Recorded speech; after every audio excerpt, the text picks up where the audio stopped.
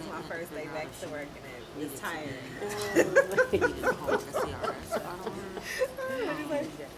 Oh, I know. I'm very sun kissed. I mean, it's her business, right?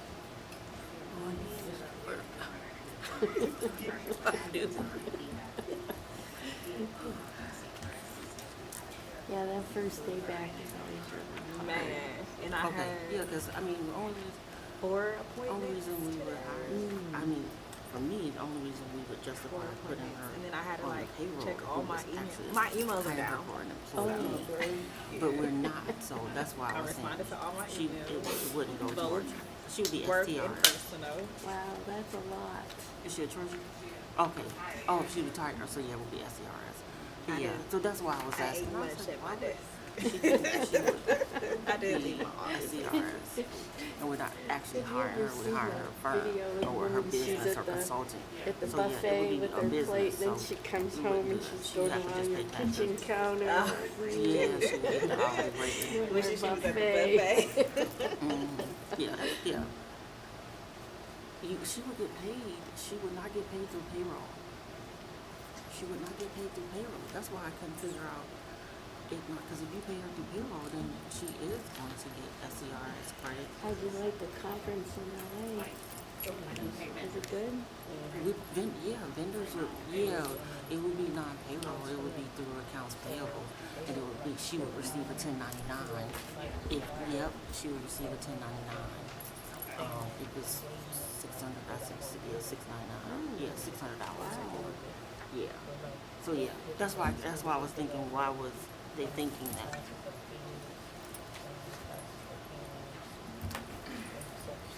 Oh, did you see that? You see that? You remember when we had William Bill, the treasurer from Bedford, that we didn't hire because he was like, But it was different. was he on the board? He was on the board. We was hiring him. The guy that went to Bedford. His name was Bill. His name was William. The white guy. Yeah, because we hired KJ instead of him. No, I wasn't here yet. Oh God, this man was a hot mess.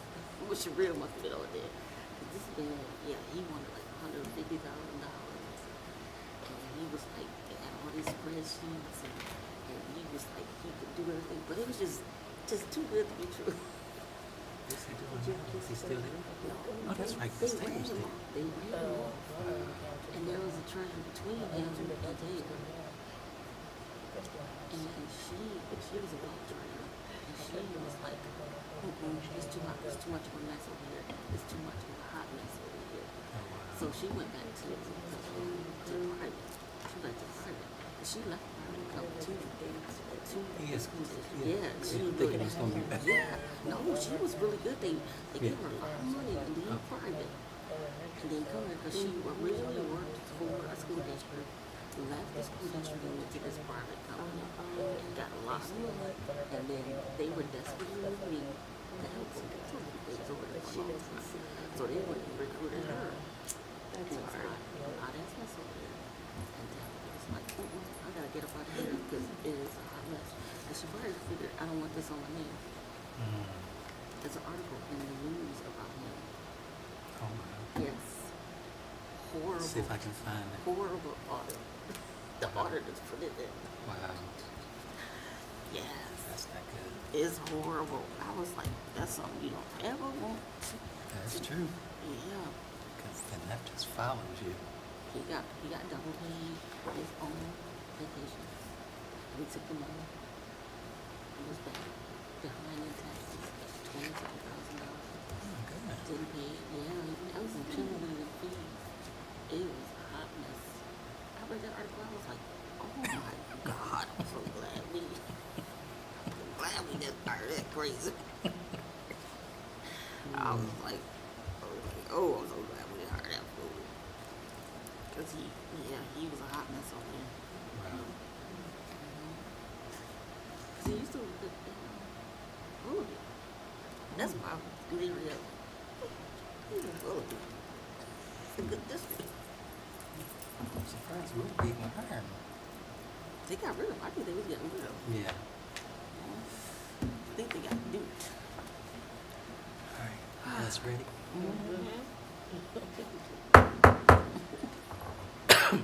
Good evening, everyone. Good Good evening. evening. Welcome to the Maple Heights Board of Education. It is Monday, September 29th, 2025. This is our regular Board of Education meeting. We are located at 5740 Lawn Avenue, and the time is 6:06. Can we all rise for the Pledge of Allegiance?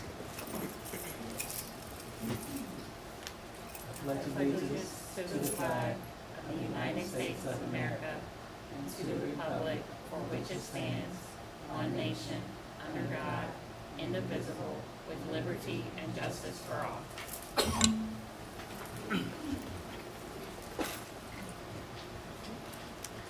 right. Ms. Baughman, can we have a roll call, please? Okay, Mr. Blackwell, Here. Ms. Cheeks, Here. Ms. Granger, Here. Ms. Moore, Here. Ms. Shepherd. Present. All right, next we'll have a report from our superintendent. To President Blackwell and Vice President Shepherd, and to all members of the Maple Heights City School District Board of Education, and to Treasurer Baldwin, good evening. Good evening. Good evening. Good evening. I just have a few announcements, and then Mr. Scala is going to give us the Ohio School Report Card update that we have prepared to present to you and to the public this evening. We did recently have our homecoming week, homecoming game. We did beat Lawrenceville, so that was a good thing. And the students had their pep rally on Thursday. We did not have school Friday, and then they had their homecoming dance on Saturday. Also, we had a very productive professional development day on Friday.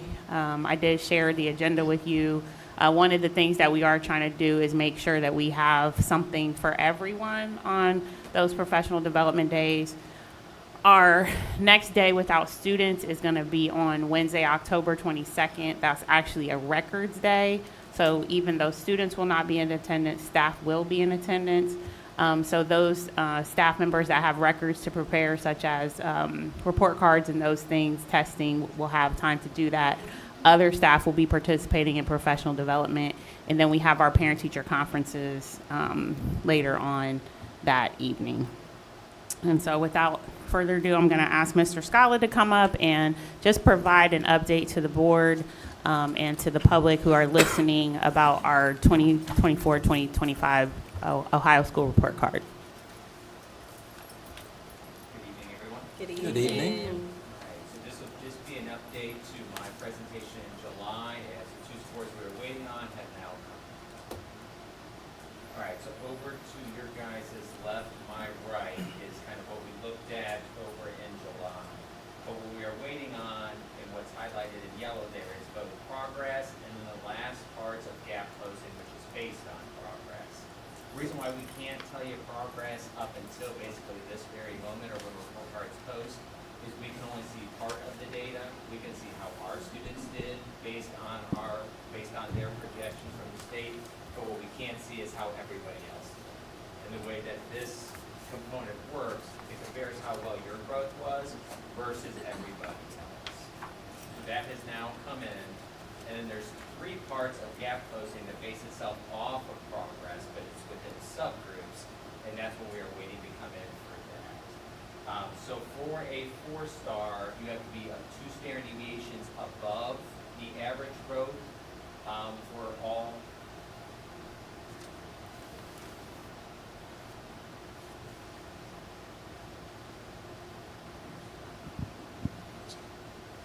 You guys can still hear me. Yeah. Okay, you should. But unfortunately, we were at 1.92 standard deviations above the mean. The good part there is we're above the mean, meaning we were showing better growth than other districts, but we were not 2 standard deviations above the mean. We were up 1.92, which means we were behind getting a 4-star by 0.08, which is a tough pill to swallow when you're only 0.08 away from getting what you need. So that's unfortunate. all the way in the negative 1.99 to positive 1.99. So the 3-star, when I first saw it, could have been much worse. I could have gone into EBOS itself and saw something on the negative. Instead, what I saw was still encouraging. It's on the positive side, but yes, being down 0.08 from getting a 4-star is tough to see. So because that turned to be a 3-star instead of a 4-star, like we talked about in July, that did not get us the points we needed for gap closing, keeping that at a 2-star instead of a 3-star. And then overall, we would be a 3-star for the district, which means we're meeting state standards, but we would not have gotten the 3.5-star. To get that 3.5-star, like we had talked about in July, progress, we would have had to been on the other side of that net, getting like, let's say, a positive 2.01, or just even a positive 2. That would have flipped that to a 4-star, and then gap closing would have then turned to a 3-star, and then we would have been at a 3.5-star district. Now, the good news is actually not for this year, but for next year, as we talk about which side of the coin you're on. And both for graduation, of which we were pretty sure was going to be at a 5-star, but we got the official report about 2 weeks ago. We were at 96.8% for a combined graduation rate, and 96.5 is what you need for a 5-star. So we beat that by 0.3. So, thresholds, good or bad, that one we're on the right side. The other good one is already come in as well, because it's kind of done in the same way, is the college, career, workforce, and military. Since that bases itself on last year's graduation class, even though I can see all the data and say we're going to get a 5-star, I still wait for that report to come out, which it came out last week. And we got up to a 90.8% had at least one of those categories. You need 85% to get a 5-star. So we will have twin 5-stars on our next report card, one for graduation and one for CCWM. And those are certain scores that are locked in. So although we did not get on the right side of the threshold for progress this year, we did get on the right side of that threshold for graduation CCWM for next year. All right, any questions about currently what our report card is going to be, or those 2 components I talked about for next year? Okay, just always keep in mind the reason why we know next year is just the way that grade calculates, or that component. It's all based on prior year's graduating classes. All right, so on achievement, this is exactly what we went through in July. 62.8 is the PI that we ended up with. And just to remind you what PI is, every test kind of performance level that you get, whether it's limited or advanced, is linked to a certain score, and that goes from 0.3 points up to 1.2 points. You add up all those together, and that's where you get your performance index. I'm sorry, John. I Yep. thought you was going to talk about the early literacy. Can you go back? Yep. Do you want me to talk about it now, or when we get to the actual breakdown of the component? Well, I guess we can talk about it when you get to the breakdown, because I was just wondering what happened for them to go from a 2-star down to a 1-star. Yep. So we'll break that down, and Okay. I'll kind of lead you right to the eyesore that Okay. went the other All way. right. Okay, so for this, again, 62.8 is what it adds up to be. The reason why 67.8 is our goal is because in the end, what we need to do is get at least to a 77 on PI to get to a 3-star. So that's about 15 PI points away. You're not going to get 15 PI points in a year unless something, I don't know, happens to the point where everyone's going to come in and try to learn what you just did. Instead, 5-point increments is much more manageable, and that's why we set the goal for 67.8 for the following year. For performance index, this is actually just what we did from the 23-24 school year to the 24-25 school year in performance index overall. So you can see it by subject, and then you can see the total at the very bottom. So that positive 1.4 is what we got overall, but again, that then differentiates itself by subjects. Progress and growth totals, this would be on the progress side, not the achievement side, so the figures are a little bit different here. But you can see that positive 0.7 in the total. That's what turned out to be that 3-star for progress. So that obviously needed to be a little bit higher to get us that standard deviation to be above that 2 points that we needed. So that positive 0.7 just was good, I mean, again, growth is great, and again, if you're almost nearly 2 standard deviations above the average growth in the state of Ohio, that's good too, but you need to be exactly 2 or above. Gap closing, I would point your focus on math progress and ELA progress. Those are the 2 scores that if you look just to your left, you can see how it was 1 out of 6 and 3 out of 6. That's what we needed over to the right. And that didn't come up. Those were both 0 out of 6s, and that's what led to that going from a 3-star to a 2-star. But it says math progress and ELA progress because it relates itself directly to the progress overall grade. That's why we can't see those when we meet in July. I really just have to wait until those scores eventually kind of come up. I can give you an estimate or like a projection, but it always kind of waits till it actually posts itself. All right, give it a second. There's a lag. Okay, graduation. So this is what I projected for the 25-26 school year, and that held firm. 24-25 is kind of where it is at the moment. And just give it a second. All right, CCWMR. What's in yellow is what we got for the 24-25 school year, which was a 4-star. 85% is what we needed for 25-26, but like I said, we ended up at 90%, so that clearly just hits that 5-star, so we'll be good there as well. And then going back to what Rosalind really wanted me to focus on, which was early literacy. So what I first point you to is over to the left is the weights. So that's how much each one of these 3 components factors into this overall grade. And the big one I would have you focus on is the 3rd grade proficiency, which is the highest one. It's 40% of the grade, or nearly half. If you look at the 23 or 22-23 school year, that was at 42%, and then it went up to 51%. But what really hurt us is in the 24-25 school year, which was last year, that went all the way down to 36%. If that number stays at 36%, it's going to be almost impossible to get up above a 1-star. So when you ask what was the biggest factor of why that went from a 2 to a 1, it's because that 3rd grade proficiency went from 51% to 36%. And that really made it pretty difficult to kind of get above a 2-star at that point. I would also point you to the total off track to on track. As you can see, that went from 36 to 24 to 22. That was the big reason we talked about in July of moving towards M-class intervention, as over the last couple years using iReady's personalized instruction at early grade levels just was not showing the results we wanted from moving kids from off track at the beginning of the fall to on track, or off track at the beginning of the fall to on track the subsequent year. We need that number to be higher. Our goal for this year would be 40%. 3 years ago, we were close to that, but again, every year subsequent to that, it kept going down further and further. So that's why we asked, even though we still had 1 year left on our iReady contract, if you guys be willing to, still having that contract there, we can't get out of it, but also pick up the M-class contract so that we could get started this year. You guys were willing to do so. Just like we talked about Friday for our personal or our PD day, that was our PD day for M-class intervention as well. So that is now getting underway. And so that's the early literacy part. That's where I'll stop. Do you guys have any questions over early literacy or any of the other components we went through?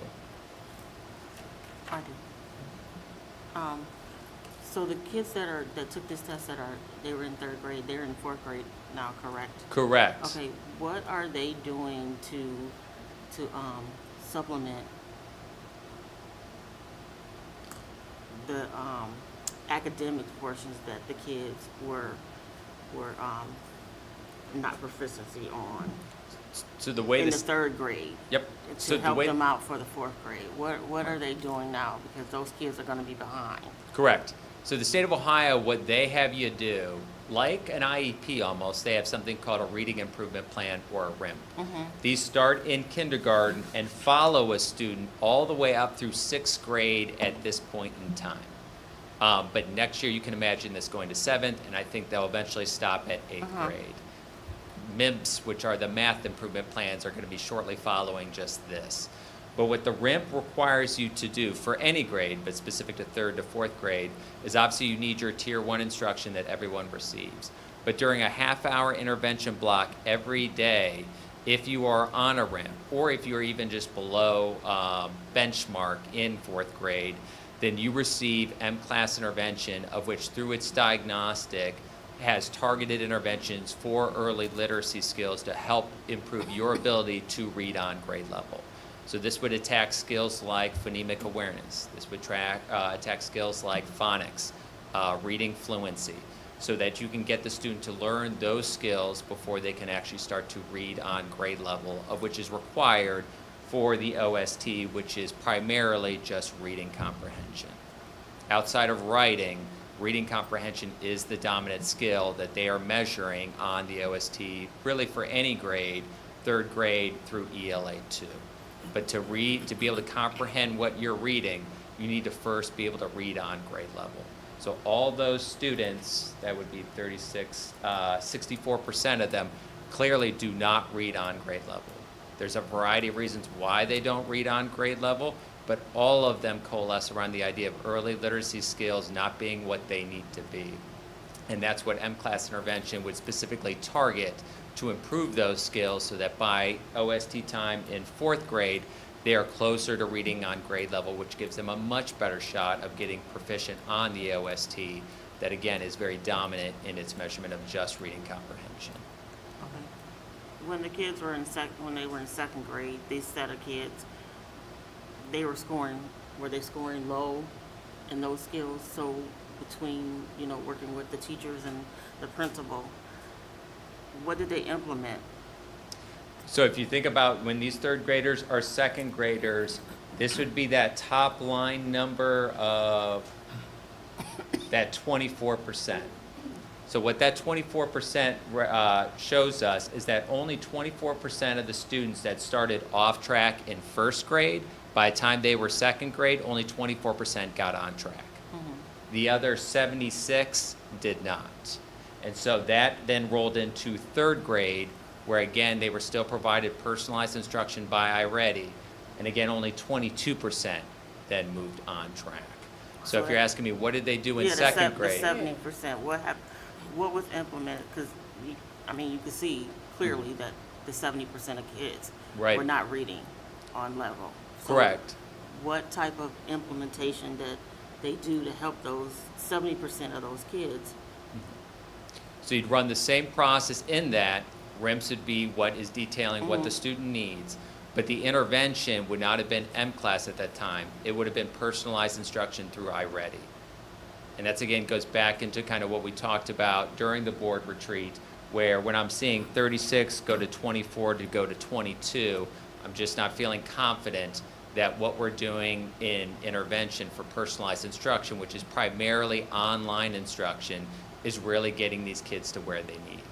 And that's when we asked to move more towards M-Class intervention, which primarily focuses on small group instruction with a human instructor in front of a small group of 6 students, and sometimes 7 to 8 students, to personalize work with them, not just sit them in front of a computer. And even if the computer's spot on with what they need, clearly the instruction behind what was going on was not getting them to where they need to be, which was on track. Did we do any summer intervention with these 70%? These kids that were in that 70%? So every year for summer school, we do primarily invite all those that are off track. We typically try to push for them. If you're currently off track in the winter, or even, we wouldn't wait till spring because that's till May, but winter data, if that's not showing well, those are the first kids we do invite. As we typically want to keep summer school not for like a free-for-all, like anybody can show up, but more targeted instruction for targeted students that are at this point off track. And do you know what percentage of those 70% are kids? I would have to get back to you on what percent of those kids actually attended summer school, but I would tell you that trying to get students that are off track is pretty difficult. So I can't cite like a specific figure to you, but anecdotally, kind of working with the curriculum department for trying to get those kids recruited for summer school, it's pretty difficult. And the idea of like, you're the one who needs to be here, please come. A lot of times, it's almost like a conference day for parent-teacher conferences. A lot of times teachers will tell me they see the parents they don't really need to see. You know, they're doing well, but who they need to see, sometimes they're harder to get in the door for whatever reason. But we find that same anecdote plays itself out for summer school as well. For those that we really want to be there, that we need to be there, it sometimes is the greatest challenge to kind of get them recruited. I know you, oh, sorry.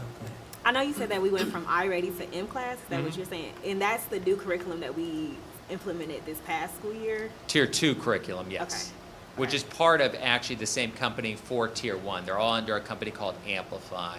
And again, there were two reasons to move that way. One was because of those numbers I just cited, and the worrisome of they're not growing in the way that we need, and instead they're shrinking. But two is to kind of simplify it for teachers, and then instead of having them jump from program to program to program, if we can consolidate it under one, it just becomes that much easier as one system talks to the other.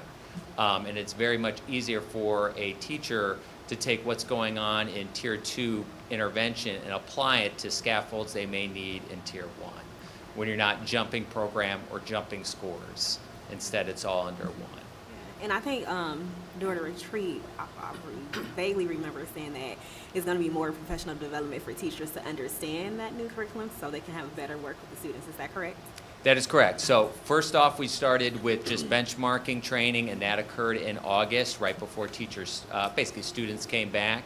We went through our benchmarking period in 2 weeks, which was great. And then after that, we started to form groups based on the data that was coming in. And then teachers received M-Class intervention training on the 26th, which was last Friday. Also keep in mind that the district invested in reading coaches this year for Right. K-5, so each building has their own coach. And to kind of talk about how the structure of that works, you have like Shay and myself up top working together, and then underneath that are all the coaches, and then underneath that are all the title. So I will tell you, in regards to just implementing a program, having that kind of middle person there who is on the ground every single day to not only help teachers but bridge that gap between us and teachers has been immensely helpful. In the idea of just the expertise they have on the ground that we can't always deliver because we're up at district, but also in the idea of just hearing quickly within days, if not that same day, any issues that may be arising from, we need these additional materials, we may need an extra PD day, this schedule doesn't technically work, can you help us with that? Instead of having to wait weeks sometimes on a lag. Instead, having them there has been just immensely helpful. So with the reading coaches, do they have like small groups, or are they working one-on-one with students? So they would not be working with any students They're working with the directly, teachers. but who is under them would be the title teachers, Okay. who would be directly working with those students, and the classroom teachers as well. Okay. So if you think about just under those coaches, they're really kind of seeing how all the teachers are working within the system and all the title teachers working with all those small groups. They would also lead us in progress monitoring data and conversations over that. We'll actually get to that, I would consider like an exciting meeting here in about 2 weeks, when we take a look at the first set of progress monitoring data after 10 days of instruction, and we see how those students are growing. And again, that is kind of a big difference too. Progress monitoring is done much more frequent here because the measures are only minute-based fluency measures. So instead of having to wait, let's say a month, month and a half for something to update, now we wait about 2 weeks to see how things are updated. So again, you can pivot and move quicker with that 10-day lag than compared to like a month and a half lag. Thank you. So John, when will we be able to have an update on the progress and how we're doing with So I think, I know you head up the academic committee, correct? Mhm. So I think that's a good place for us to kind of really dig into how those progress monitoring numbers are doing. Okay. So if we want to start meeting like at the end of every month, I would say like end of October, we would have at least 2 to 3 rounds of progress monitoring in, and we could provide you guys with a great update on the idea of how those kids are trending. Basically what we'd want to see is they have their own individual trend lines of how much they need to grow to get to grade level or at or above benchmark, and we can see what % of kids are actually at that trend line or above. They just have to be at it, but not below it. That's the biggest part. So yeah, I would say working out of the academic committee, Alonso, that you're head of, I would say is a perfect place for us to put a kind of center spotlight on that, given it's a real big focus for the district overall to get that total off track to on track up and get those readers in third grade where they need to be so that our proficiency for third grade OST is not 36%, but much more akin to that 51%, if not higher. I'll send something to Dr. Price. Yep. Schedule something. I would like to add something because we recently had our district leadership team meeting this week, and several of the elementary teachers were saying that it's almost like when you take this assessment, this progress monitoring that we got through the M-Class intervention, the kids are reading and you're listening to their fluency, and then you're able to ask them comprehension questions. Versus when they were on iReady, it was like they were on the computer and they were doing reading, but nobody was really listening to them. And they could maybe guess the right answer when we were getting assessment results back, versus if somebody's actually listening to them do a 1 minute and say, okay, you got 35 words in 60 seconds. That's, and then are you able to tell us what it is that you're reading? And some of our high school teachers, I know that in the reading intervention class, their challenges with some of the older kids are they have learned how to read or spot read, and they might get to a word or something that they don't know every now and again, but for the most part, they can get through a text because now they've kind of learned this behavior of I can get through most of the words, but they don't comprehend what they're reading. So that's why we're saying that we want to intervene at an earlier age and say it's not just about reading the words, because reading actually has meaning. So that's a shift, and I think as I'm listening to this conversation, we might want to talk about maybe having just a brief presentation at a future board meeting to kind of help you guys understand and see like the difference of M-Class intervention since it's new compared to what they have been doing on iReady, which has been much more independent and not really had the teacher interacting as our kids obviously need some additional support with that comprehension as well as the fluency. Because if you read a passage and it takes you, 10 minutes to read a paragraph or something, you're going to lose meaning because you don't have the cadence, the fluency. So that's really kind of a shift from iReady to using the M-Class intervention. Yeah, we can see you now perform. We're not kind of guessing performance based on the idea of a score that's the output from an online test. All right, any other questions over any of the components of the report card or next year's 2 components that are already locked in? All right, great. Thanks so much, guys. Thank you. Thank you.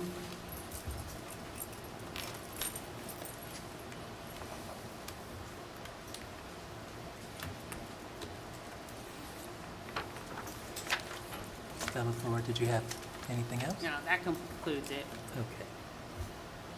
Now we have a report from our treasurer, Ms. Waldman. Good evening. Good evening. So you'll see on my agenda items here that one of the first things I wanted to just update you about was our permanent appropriations, which will set the spending budgets for each of our funds. We had a really good meeting on grants. A group of administrators and those in charge of grants got together to meet and to be very targeted, organized and targeted with our grant spending. I think I was very impressed with the level of dedication to getting that money, out for students as quickly as possible. So I've been working to push budgets out, and that's part of the permanent appropriations. Next board meeting, I will have the forecast for you to approve, and my permanent appropriations align with the forecast as it was presented in May, and so I may have additional updates throughout the year after the forecast is finished. I also wanted to point out specifically on the donations that Kenesha Coward was awarded the Browns Coach of the Week, and they donated $1,000 to the girls' flag football program. So Okay. that's all I had. Thank you so much, Ms. Baldwin.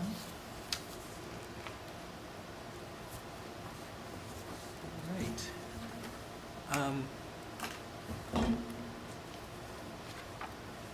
Before we approve the, excuse me, the financial report, can I have a motion to approve the board minutes from the September 16th meeting? So moved. Second. Any discussion? Seeing none, Ms. Baldwin, can we roll call, please? Ms. Shepherd? Yes. Ms. Moore? Yes. Ms. Cheeks? Abstain. I wasn't here, so. Okay. Ms. Granger? Yes. Mr. Blackwell? Yes. Next, the treasurer recommends approval of the financial report for the month ending August 31st, 2025. Can I have a motion to approve? So moved.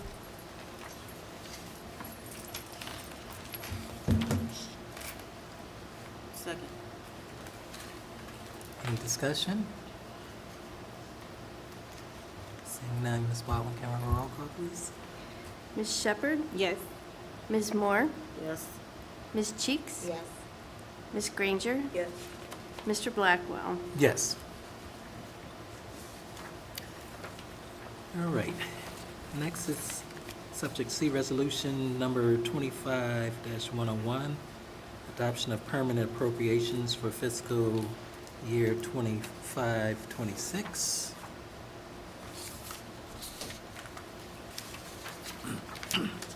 For motion to approve. So moved.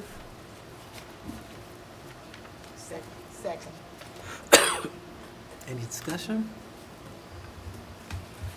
Ms. Baldwin, can we roll call, please? Ms. Shepherd? Yes. Ms. Cheeks? Yes. Ms. Granger? Yes. Ms. Moore? Yes.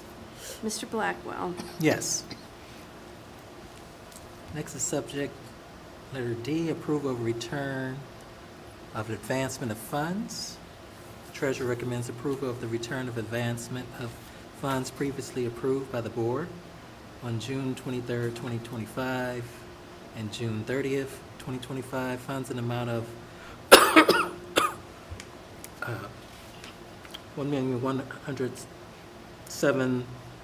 $1,107,750, excuse me, I'm sorry, will be returned to the general fund from the following funds as indicated, which is listed below.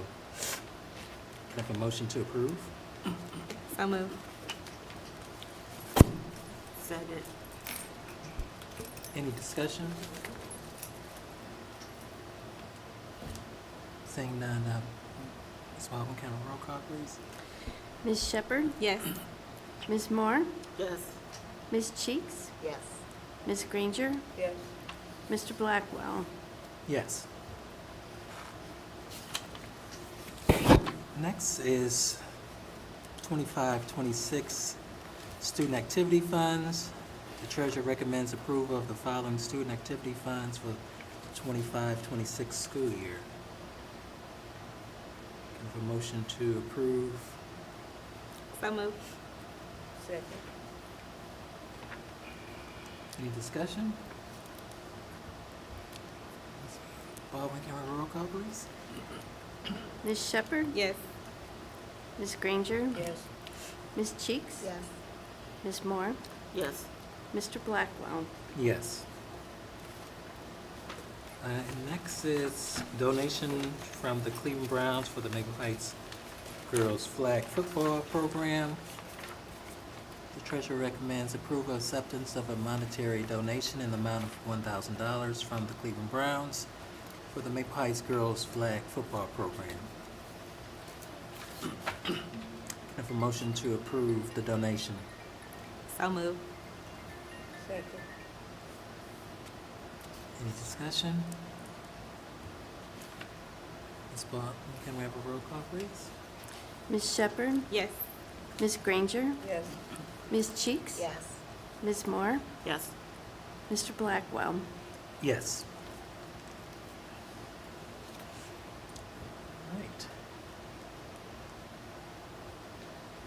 Next is approval of the agenda. Can we have a motion to approve the agenda? So moved. Second. Any discussion? Seeing none, Did Ms. I Bowman? hear Ms. Cheeks second? Yes, she Okay. Yes. Second. Ms. Shepherd, Yes. Ms. Cheeks, Yes. Ms. Granger, Yes. Ms. Moore, Yes. Mr. Blackwell. Yes.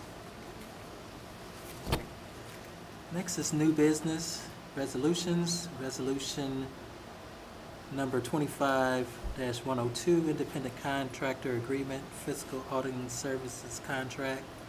The superintendent recommends approval of a contract to provide fiscal auditing services to audit retirement contributions and employment contracts. Any discussion regarding this contract? I do. Where's the name, who you're doing this independent contracting?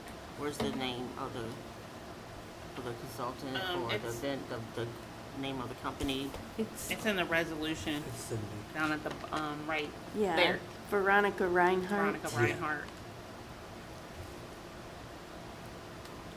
Oh, I think okay, it's I up see there. it. Okay, I see it right here. Yeah. Okay, I didn't see it. Thank you. No problem. Any other questions? That's all I have. Concerns? Can we have a motion to approve the contract? So moved. Second. Ms. Baldwin, can we have a roll call, please? Ms. Shepherd, Yes. Ms. Granger, Yes. Ms. Cheeks, Yes. Ms. Moore, Yes. Mr. Blackwell. Yes. Next is Maple Heights High School DECA marketing students overnight trip to Columbus. Superintendent recommends approval for an overnight trip for the marketing student members to attend the DECA state competitions from February 24th to 26th, 2026 in Columbus, Ohio. Can I have a motion to approve the overnight trip? So moved. Second. Any discussion? Seeing none, Ms. Baldwin, can we have a roll call, please? Ms. Shepherd, Yes. Ms. Cheeks, Yes. Ms. Granger, Yes. Ms. Moore, Yes. Mr. Blackwell. Yes. Next is Maple Heights High School Business Professionals of America overnight trip to Columbus. Superintendent recommends approval for overnight trip for the Business Professionals of America student members to attend the Business Professionals of America state competitions from February 23rd, 24th, 2026 in Columbus. Any questions or concerns regarding this? Can I have a motion to approve this overnight trip? So moved. Second. Ms. Baldwin, can we have a roll call, please? Ms. Shepherd, Yes. Ms. Cheeks, Yes. Ms. Granger, Yes. Ms. Moore, Yes. Mr. Blackwell. Yes. Next is the Maple Heights High School Closing the Achievement Gap overnight trip, College Now College Tour, various locations. The superintendent recommends approval for an overnight trip for Closing the Achievement Gap student members to attend the College Now College Tour from October 14th through 16th of 2025 to include colleges in Maryland and Virginia. Any questions or concerns regarding this? Seeing none, can I have a motion to approve this tour? So moved. Second. Ms. Baldwin, can we have a roll call, please? Ms. Shepherd, Yes. Ms. Granger, Yes. Ms. Cheeks, Yes. Ms. Moore, Yes. Mr. Blackwell. Yes.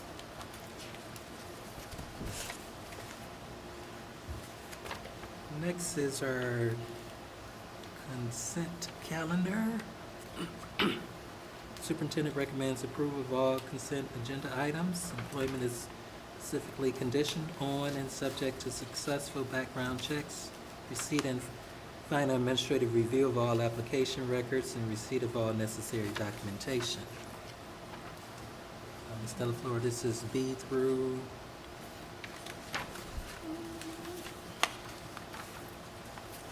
I think it's J. B through J? Yes.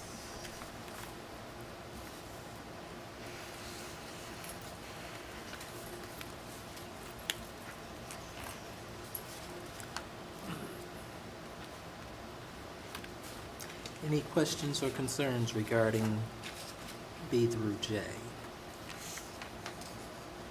Yeah, I want to ask the question. So you saying this is a funding and they get a grant for it? I'm sorry, I said that wrong. How come the teachers get 25, but the most get 20? Just curious. I don't know the answer to that. It's been like that. I'll have to find out. I mean, because they basically doing the same thing Yeah. there. It seems like they should all get paid the same amount of money. Yeah, I can find out. Do Okay. you know the difference I'm- over 21st century? think I we don't both know walked the into it. difference. Okay. We can find out. Is it $20 because it's a paraprofessional Other than a teacher. other than a teacher? That would probably be the difference because it's always been like that. I mean, but they doing the same thing. It's not like this is something, I just think it's just, if it's a grant, they all should be getting paid the same amount of money.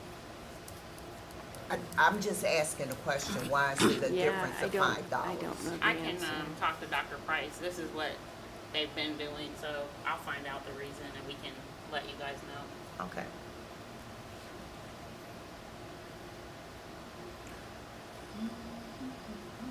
Any other questions or concerns? Have a motion to approve? So move. Second. Ms. Baldwin, can we have a roll So call, we're please? moving all this into. Ms. Shepherd, Yes. Ms. Granger, Yes. Ms. Cheeks, Yes. Ms. Moore, Yes. Mr. Blackwell. Yes. All right, we are now at the point of public participation. If anyone would like to come up and, Good evening, Board. good Good evening. evening. My name is Andrea Beeman. I'm president of the Maple Organization Support Team. I have two questions. The first question that I have pertains to a contract that you guys just approved. And if you will go to that contract on page 1, down to number 3 of that contract, it says compensation, talks about the compensation of the contract, and it has $75.00 in writing, but it's $80 per hour. So I need to ask this board, which one is it? Is it the written $75 or is it the $80 per hour that you just approved? It's 80. It should be 80. Okay, because it's And written if- 75 in Where's words. there's a typo there. Yeah. Okay. Page one. Okay, so that's that one. All right, and then my other question from this report is that there was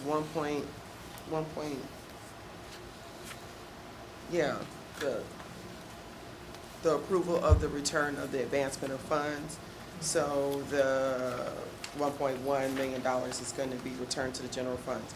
My question, as a taxpaying citizen, is I would like to know why they were moved, if you could clarify that for me. Sure. At the end of the year, we submit our final cash request to the state, who then requests the money from the federal government. They're not always very quick to get those checks out to us, and we have to end the year with a positive cash balance in those funds. So we advance money from the general fund, which then gets paid back after the year, and, yeah. Thank you. Sure.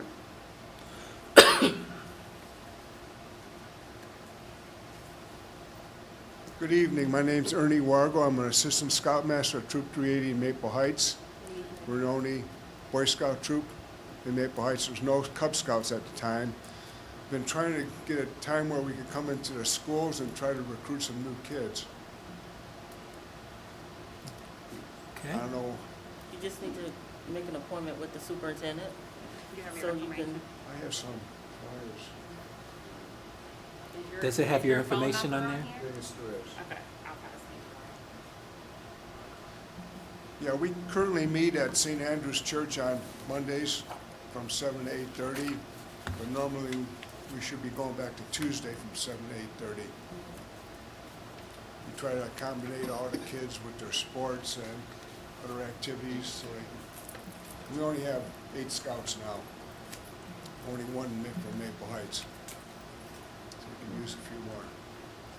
And last year at the Fall Fest, there was a lot of interest in Cub Scouts. It gives the kids something to do that's constructive and away from their iPads and phones for a weekend or an evening. Absolutely. All right. yes, definitely. What was your last name? Wargo, W-A-R-G-O.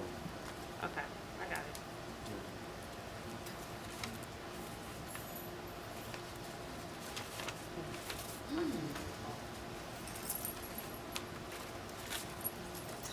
Thank you very much. Thank you for coming in, Mr. Wargo. Anyone else? Excuse me.